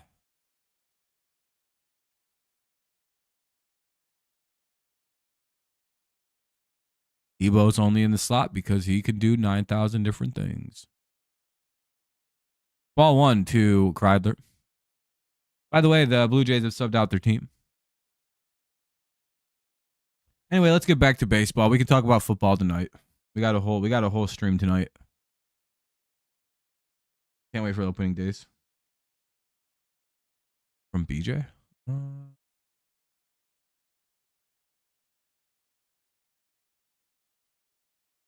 Which player? Sorry.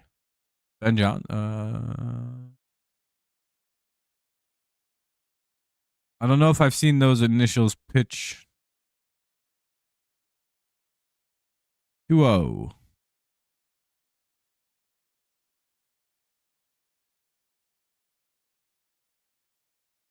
Hoffman's pitching right now. Barrios pitched pretty good. Shut the Tigers down. Only gave up a couple hits. 3-0. Even though I think that last one he threw was a strike, and if they challenge it, it'll be changed.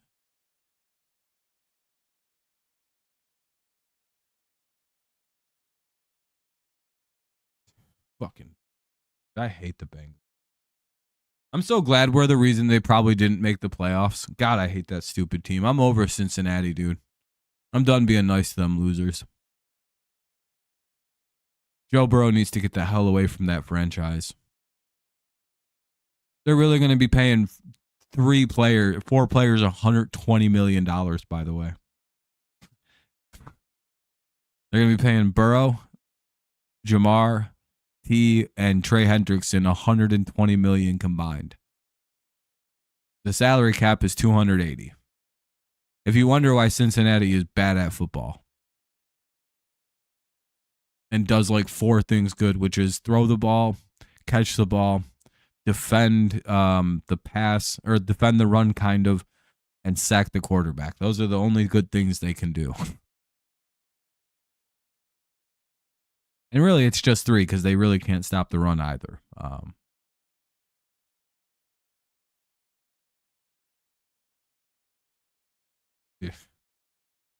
Stupid team.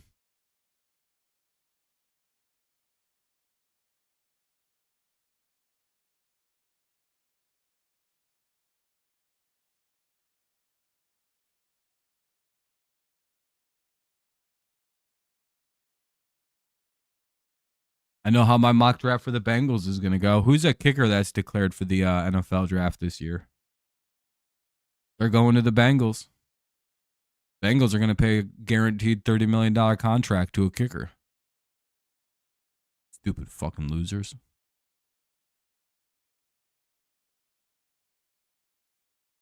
You need to have 7 number 1 receivers. Yeah, clearly that helped you win a lot of games last year, having all them receivers.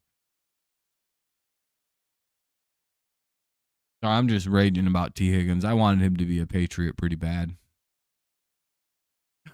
Well, now I'm out on it. So now we're moving on to Chris Godwin or whoever the fuck else is left. I guess you could bring in Chris Godwin. Trey Sweeney foul tipped out 2 away. Guess you can bring in Chris Godwin and try and maybe like trade for Jacoby Myers or Brandon Ayuk or both. Wouldn't be too bad. Ayuk and Myers. I only want to slightly kill myself with that kind of. Well, at least Jacoby can catch the football, so pretty good. Mike Tomlin's illegitimate son is pretty solid.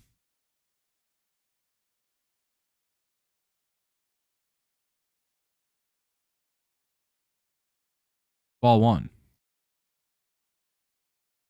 It's funny that Brandon Ayuk looks exactly like Mike Tomlin, and if you look at Mike Tomlin's kids, they don't even look as much as like they don't look as much like Mike Tomlin as Brandon Ayuk does. Ayuk looks like he's literally the direct child of Mike Tomlin, and his sons, Mike Tomlin's actual sons, don't even look that much like him.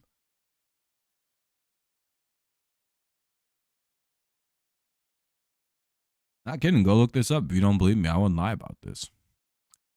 Well, I mean, fuck, you have to know what Brandon Ayuk looks like. He looks like Mike Tomlin. The same face.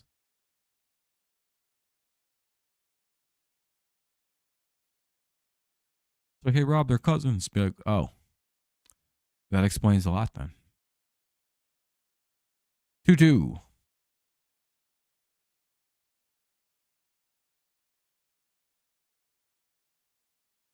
Come on, Glaber. Get it going, little buddy. You can do it. He could, he struck out top of the sixth, coming up 6-0. Blue Jays lead. As per usual, we'll be leaving after the bottom of the sixth, so this will be our last inning. We'll watch the top of the sixth, we'll watch the bottom of the sixth, and then we're out of here.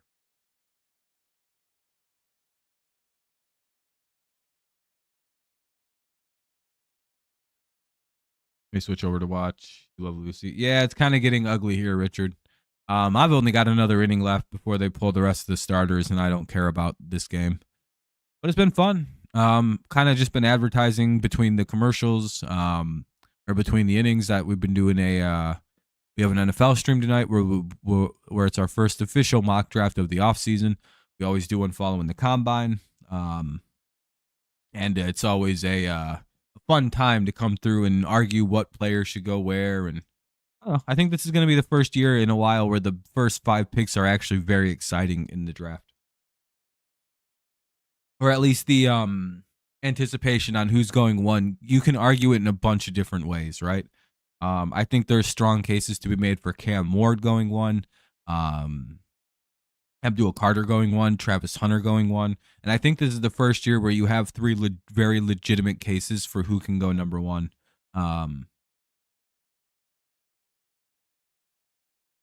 And the Titans have a claim to needing all 3 of those positions filled. So it's like that's the interesting part. Or they could trade it. So there's like 4, even 5 really strong possibilities for this first pick of like Shadur, Hunter, Ward, Carter, trade the pick.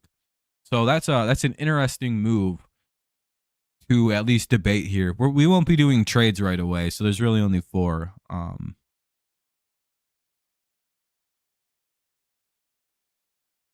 But it's still,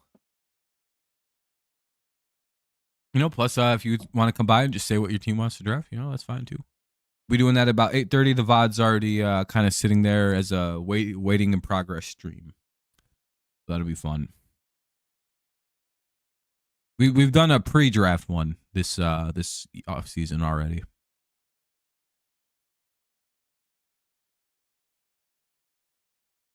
But again, the combine was kind of a interesting combine in that nothing really crazy happened. It's 2-0 here. 3-0 now. Madden back to work despite his rough inning.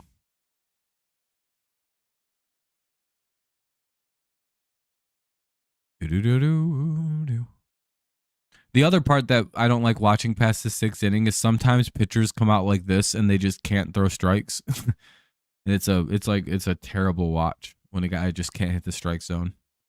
Just struggling. Hey, we hit 20 likes. I appreciate that, everybody. That's the like goal. So I'm glad to have hit that. Thank you very kindly. Good looking out. We'll be live again tomorrow. Oh, and they walked him. Schneider's on after a walk. Most likely Schneider will be pinched ran for. Yeah, that's what we've seen, Jacob. I'm a bit pissed about that. Was really hoping we'd get him to the Patriots somehow, but alas, it doesn't seem to be a thing. And I don't think we should trade anything for T. Higgins, so fuck that. Not at $30 million a year. Not at what is that? What is that rate? Because they now with the second franchise tag, the value of it's what you have to be paid the top or like whatever the actual most valuable. Like, is that the rule? Like, I know with franchise tag, it's like an average of wild pitch by time. Ah, damn, he stinks. Runner moves up to second on a wild pitch. 1-1 count. He's a legitimate number one receiver worth $30 million a year. It's just like I don't know why the Bengals won't let him go, seeing as it's like they have a very good receiving core even without T. Higgins. Like, and they desperately need defensive players. They should be more concerned about like trying to get players like Carlton Davis or Charvarius Ward from the 49ers. Trying to maybe put their some stock into players like Patrick McCarry from the Ravens. Ronnie Stanley from the Ravens or wherever the fuck Stanley was at. Like, those are the players this dipshit team should be putting their interest in. But like they're just like, we got to keep T. Higgins. And it's just like, well, now you're paying him more than you would have if you'd have just signed him. That's what I'm guessing is that they're gonna tag and trade him. That's my guess too. They just want to get something out of this, Jacob, and they fucked up by not getting something out of it. That's my guess. And then the new team that gets him will work on the contract. That's where I'm at too, Jacob. And that's where I think it's at. So some team's gonna get completely fucked on this. But the problem is the Bengals are sort of an incompetent franchise. So if you offer up like a third, they might take it. And the Patriots have like 4 third-round picks this year, so we could trade off 2 of them. I don't know. And if you're the Bengals, they might take that. I don't think they want to pay him because I think with the second franchise tag, you have to pay the value of the highest paid player at that position, right? So I think the second tag is a bitch. They like really discourages owners from doing that because it's like, oh no, now he's the highest paid receiver in the league.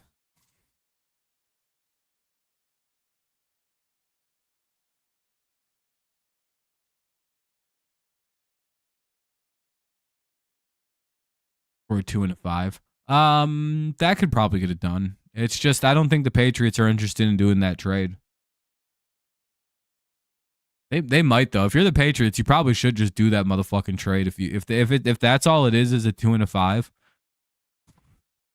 Make it a conditional 6 where it becomes a 5 even, as long as he stays healthy, and it's like 2 and a conditional 5 or a conditional 6 that becomes a 5th. And then fucking sign him to a deal that's incentive laden for him just staying healthy. Easiest contract to sign. I don't know why the hell the Bengals are. The thing is, the Bengals want to pay him like 25 to 20 million a year. And it's a very strange because like they don't view him as a number one receiver because they have to pay their number one receiver Jamar Chase that money. And T's like, I am the same receiving caliber. And he is. He is a number one receiver in this league. However, the Bengals don't want to pay him like that. They want rather pay him like 20 million a year like number twos get. And he's like, no, I'm a number one. When Jamar isn't playing, I get like 10 catches a game. I ball the fuck out. What are you talking about? I'm not a number one receiver. And that's true. Problem is when Jamar doesn't play, T. Higgins is the best receiver on the field. Aggressively the best receiver on the field. He gets better the more attention he gets, right? Most number 2 receivers don't become a better receiver when the number 1 doesn't play. That's a sign, by the way, that your number 2 is very, very, very good at football. And the Lions are smart, and they're just going to pay Jameson Williams 4 years, $90 million this offseason, or 93 probably. Just so they don't have to deal with this, because if Jameson Williams has another growth this offseason as a receiver, he becomes too expensive. Right now, you can get him for about 93 for a 4-year deal, and then you're good. And that's a ground out. Runners advance, though, to second and third. Now up is Jimenez, the number 2 hitter, or the leadoff hitter.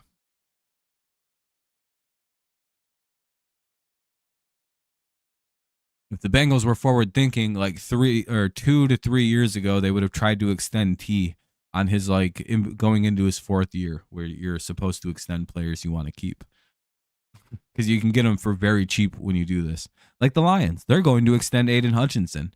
I bet you the day that they're allowed to, Aiden Hutchinson will be extended to a record-breaking contract.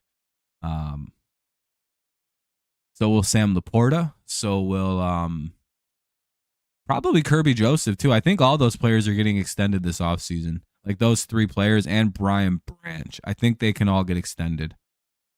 And they're probably all going to. Oh, wow. They actually got this. I think they got it out without any of these runs scoring. We'll see, though.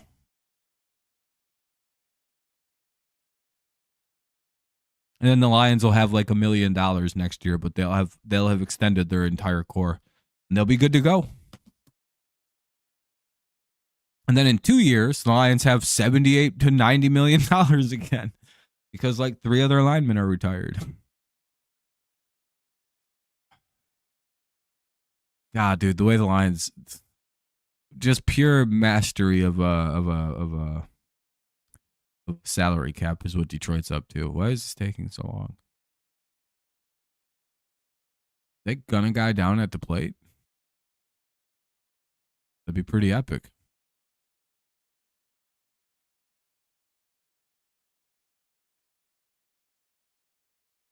Oh, he reached. They cut the runner at home. Okay, it was a fielder's choice. Okay. And then they got a fly out. All right, Detroit strands the runners at second and third. All right. Bottom of the 6th coming up. It's 6-0. Blue Jays lead, though. Like, wait, why was he excited? Bottom 6, it'll be Green, Carpenter, and Torkelson. Green, Carp, and Torkelson, then all the backups. But we're done watching pretty soon. It's a $26.2 million franchise tag.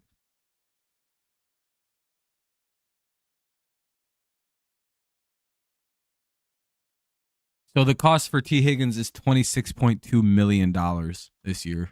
That's crazy. They're not that like they I don't think they have that much money for, like, I think that's it. That's their offseason. They kept T. Higgins. Congrats, Bengals fans. How you feeling about your offseason? You're out of money. You're broke. Joe Burrow ain't going to restructure his contract. Who do I think the Patriots should draft? I don't know. It's kind of an interesting spot where I'm kind of on the Travis Hunter situation. He might be the best receiver and the best corner in the draft. I'm not 100% on that. I really like Kobe Bryant a lot, but yeah, I'm kind of thinking Travis if he's there. If not, trade back and take one of the linemen like Will Johnson.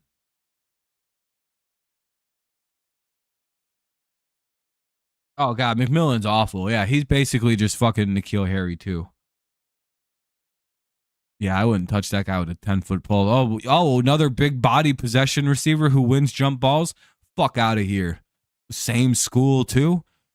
Don't put that shit anywhere near my motherfucking team. Ugh, Tua, spit on that. Tua, spit on that guy. Keep him far the fuck away. I'm fine with McMillan. If he turns into an all-pro, I'm fine with missing on it. I ain't taking another risk on that kind of receiver. Basically, N'Keal Harry II. I ain't doing that. Fuck that. Fucking pussy. Especially from that garbage school that I think he and N'Keal both went to. Lazaro Estrada's in the pitch. I don't fuck with Arizona colleges. Ball 1. By the way, this will be the last half inning of the game for me, and then we'll be live for an NFL thing tonight. But yeah, I don't know. I'd prefer linemen. Like I don't mind trading back and going for someone like Will Johnson. Just not at the 4. I wouldn't mind alignment if we can't get Travis Hunter, but if we can get Travis Hunter at 4, then you just take him. It's fucking no-brainer. Plus, like, even if Hunter doesn't pan out as a receiver, it's like, then we have Christian Gonzalez and Travis Hunter as our corners. That's a dangerous corner duo, so I'm pretty happy with that. We could use another. Our corners got old, and I think John Jones is leaving for free, just going to free agency. Hey, Rather Green with the leadoff walk. Here's Kerry Carpenter. The Browns drafted QB. Kind of depends on what they plan on doing with them.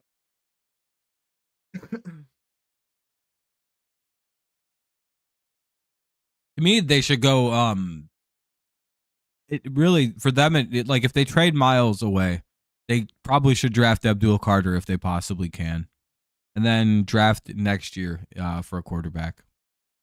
I think this is a bad year to need a quarterback in the NFL. To be honest, I think if you can't get Cam Ward and maybe Jackson Dart, you're kind of fucked. I don't have much hope for Shadur Sanders at all.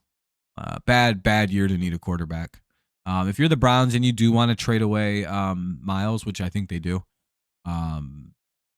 you trade for 2 firsts. You kind of aim for next year. You move up one of your firsts for next.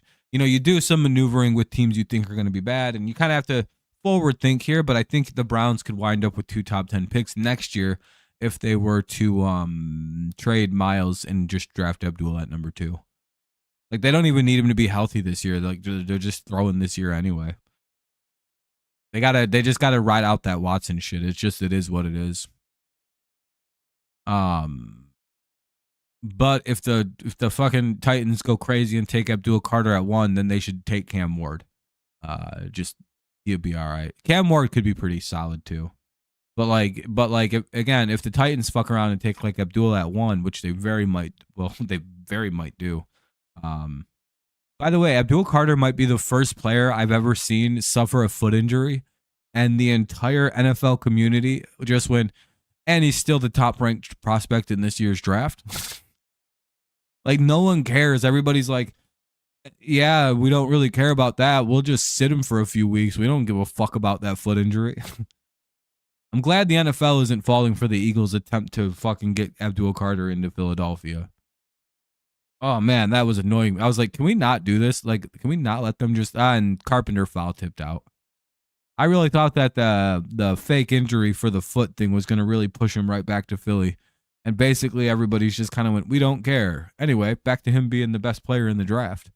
And I was like, oh, thank God.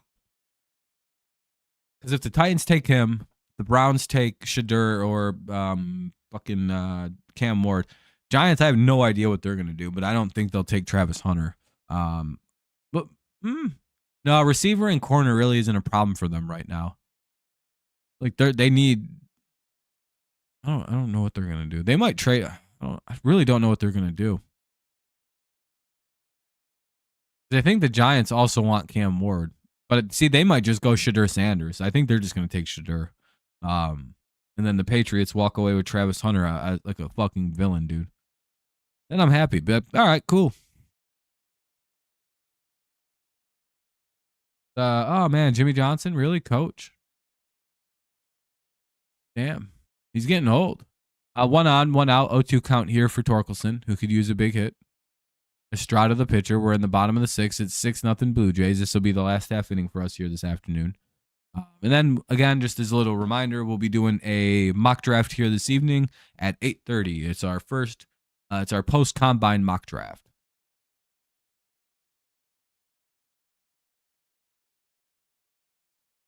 Trade Garrett for second and shit, and trade 2 overall pick to Dallas for 1 in Micah. Yeah, you could do something like that. Again, I think you trade Myles Garrett, you're gonna get 2 firsts out of that trade. Matt Stafford got back 2 firsts. Myles Garrett's gonna get back 2 firsts. Contract really isn't that fucking crazy. Myles is a 2 first guy. You're gonna get 2 out of that. Or you need to send them a player in that deal.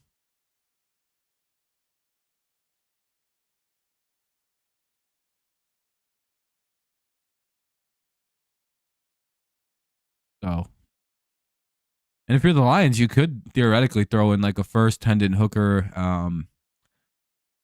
and maybe like a third. I don't think that would actually. I don't think that would actually work.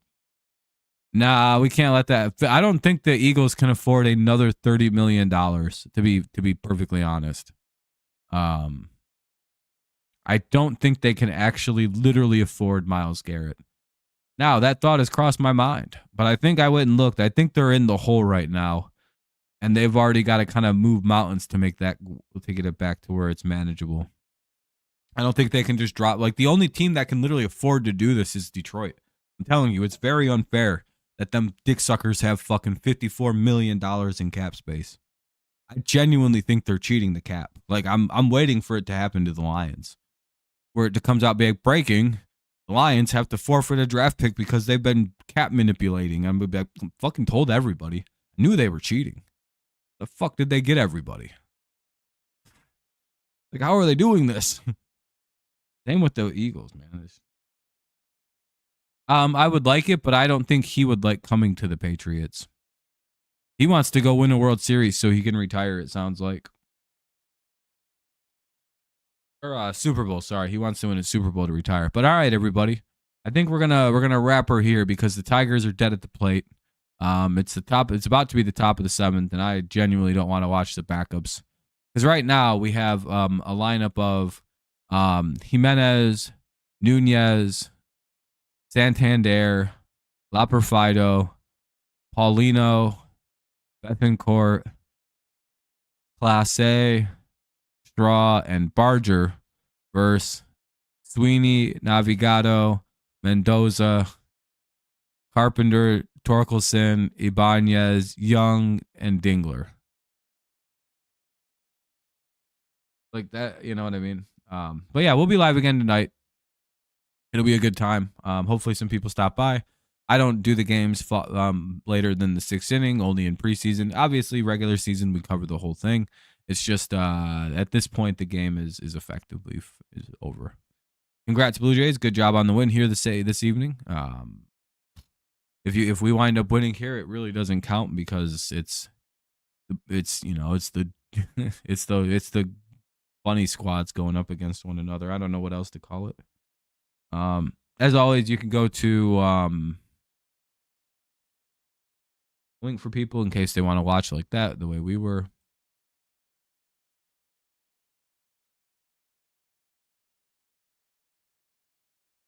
That out. Pop this open. Appreciate everyone hanging out this afternoon. Like I said, we'll be live again at about 8:30 to do a mock draft. You can watch along that way for the rest of this game. But yeah, I don't do later than like the sixth inning. I stop at the sixth inning in spring training games. So yeah, I do appreciate y'all. Hopefully you have a good rest of the afternoon. And hopefully I'll see you at the football stream tonight. Peace out. As always, it's go Lions, go Patriots, and of course, it's always go Tigers. See you later this evening. If not, I'll see you tomorrow for who we play tomorrow. We play the Rays. Cool. So we'll be live for the Tigers at Rays tomorrow. Maeda versus Seawold. Hopefully I'll see you there. If not, I'll see you when I see you. Peace out. Go Lions. Go Patriots. And of course, as always, go Tigers. Bye-bye.